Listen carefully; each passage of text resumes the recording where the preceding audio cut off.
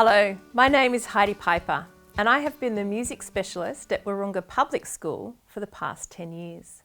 I teach all 700 students in Kindy to Year 6 once a week for a 40-minute lesson. One of the biggest highlights of our year is learning the Music Count Us In song. I just love how it brings the whole school together. We've been participating in Music Count Us In since 2012 and the song from that year, Different People, holds a very special place in my heart. Life is more about questions than answers. I usually spread the introduction to and teaching of the Music Count Us In song over quite a number of weeks. There are enough activities in the resource pack for teachers for an entire term, but I usually start introducing the song in the last few weeks of term 3. I ask the children to describe what Music Count Us In is all about, for those who may have forgotten, particularly the younger grades, or for any new students at our school who may not have participated in Music Count Us In previously. I love that their responses focus on the themes of music bringing people together. We then reminisce about our favourite songs from past years and what year they were in when different songs were sung, and there's a promise of singing some of our faves if there's time at the end of the lesson. I then show the students the creating the song video and the recording the song video. This might be in just one lesson or spread over 2. So now the next step is Simon, our engineer. He'll have the piano part, all of the guitar parts, the drum parts, the bass parts and the vocal parts, and he will then mix them all together and come up with something that we hope you love.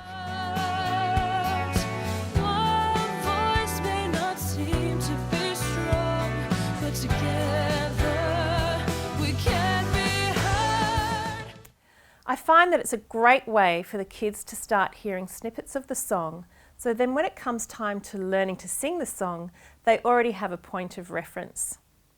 This is also a good time to find out a bit about the singer-songwriter mentor, who this year is the fabulous Lior.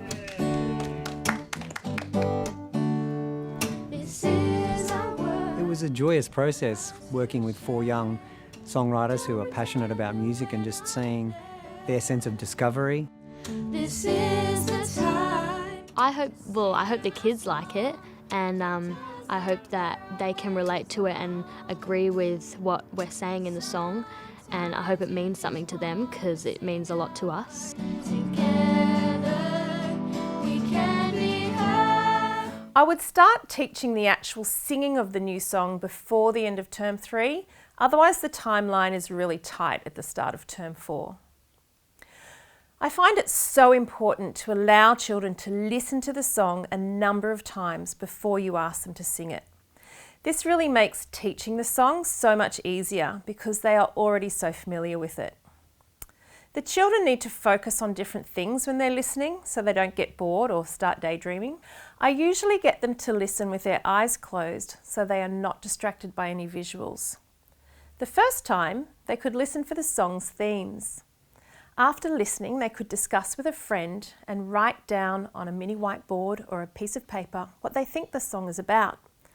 They could even try to note the imagery used in the song or any rhyming pairs they noticed. They could then share this with the class. This activity will be helpful if you are going to lead into some songwriting with your students a little further down the track. The second time they listen to the song, they could listen out for the form of the song. We discussed the different parts of a pop song, then devised some hand signals for each section. Verse 1, verse 2, chorus, bridge, etc. The children then can put up their hands with the signal as they listen to the song, whilst I write the sections up on the board. This works well with the lyric video playing on the board. This year's song identifies a refrain, the na-na-na section, but not a bridge. So you'll need to work out a signal for that. Now I think it's finally time to start singing. Before launching into the song, it's a good idea to give the children a chance to warm up their voices, just like you would at the start of a choir rehearsal. This can avoid any embarrassing cracks on higher notes or children feeling exposed.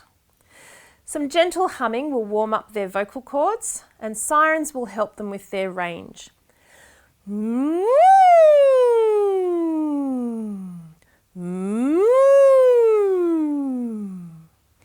could also start the lesson with a well-known favourite song, so they're warmed up and not feeling so nervous. I choose what I think will be the easiest section for them to join in on. This year, I think it's probably the na na na part, and to be honest, they've probably already started singing along with it before now. I would sing the phrase and get the children to identify that the pitch goes up at the end of the first phrase and down at the end of the second phrase. Na na na na na na na na. Na na na na na na na na. I would then sing it again and emphasise the rest at the start of the bar. Na na na na na na na na.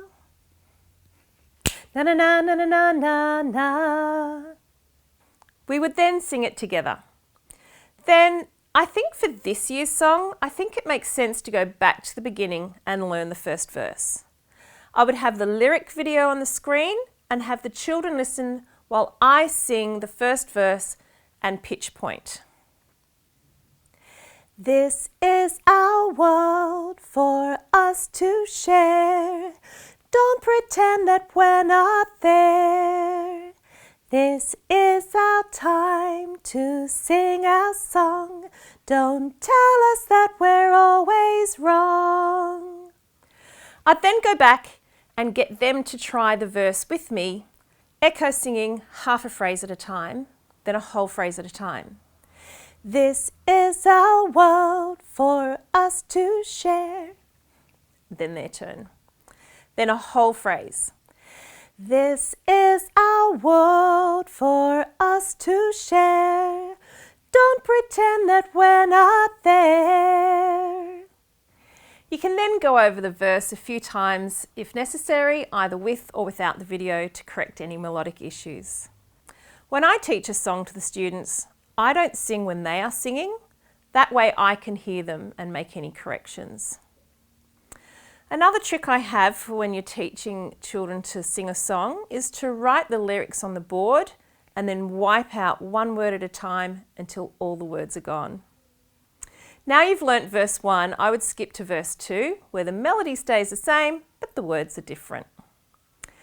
Then I think it's time to go to the chorus and go over that a number of times before then adding on the pre-chorus to the start of it. There are some fantastic videos on YouTube with Emma Pask teaching each section of the song. This is a brilliant resource if you are not a confident singer yourself, and you may prefer to use these rather than just going back and forth in the lyric video. Okay, so coming up is the chorus now, going into the refrain, and I would suggest here, each time you sing "You Won't Bring Us Down" and "It Won't Bring Us Down," take a short, quick little cheat breath. Check it out. It's coming up now. Chorus. Even though it can be hard to stand our ground, you won't bring us down. Another good trick I use is to teach the song to my choirs before I teach it to the rest of the school. That way I have some confident singers in each class helping the other students along. I have loved the Music Count Us In song every single year. Sometimes it takes a little while to grow on me, but considering I am singing it hundreds of times a week for a couple of months, I'm glad it's always so amazing. I hope you enjoy teaching your students to sing this year's song, You Won't Bring Us Down.